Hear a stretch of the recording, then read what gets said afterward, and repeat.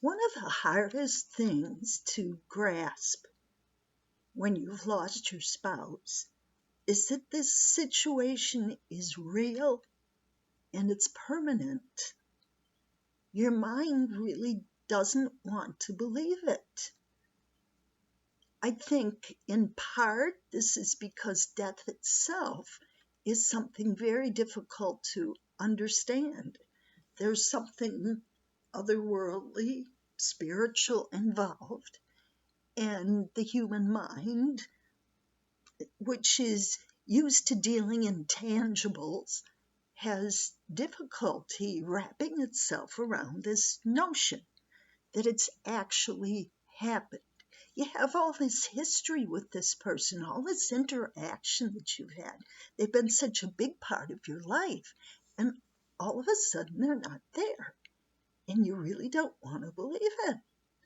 And that's true whether it happened when you were present or not. I mean, I was there for every bit of those last 8 days. I was there when he went into cardiac arrest. I pulled him off the bed and did CPR. I knew he'd been defibrillated multiple times. I saw him on the ventilator. I spent 5 days in coronary care. He went off the ventilator, started to breathe on his own, 3 more days in hospice. I was there as his breathing became more and more shallow. I saw all of that. And yet there's a place in my brain that says, oh no, he's away on a business trip. Maybe your husband went off on a hunting trip. I don't know. But you may be having a great deal of difficulty accepting that this is real. And I guess that's normal.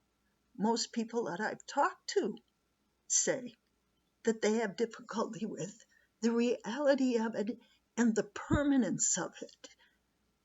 You may be thinking somehow, if I just hang on long enough, this is only a temporary phase, and if I hang on long enough, he'll be back. He'll walk back in the door and greet me like he always does. Bill used to say, hi, babes. Well, it's not going to happen. And that's a very difficult thing for us to come to. I don't think I've fully realized it yet. And someday, I guess, I'm going to feel it just like I ran into a brick wall. This is real and it's permanent. So if you're struggling with that, please know it's very normal. It's something we do, and we just have to work through it somehow.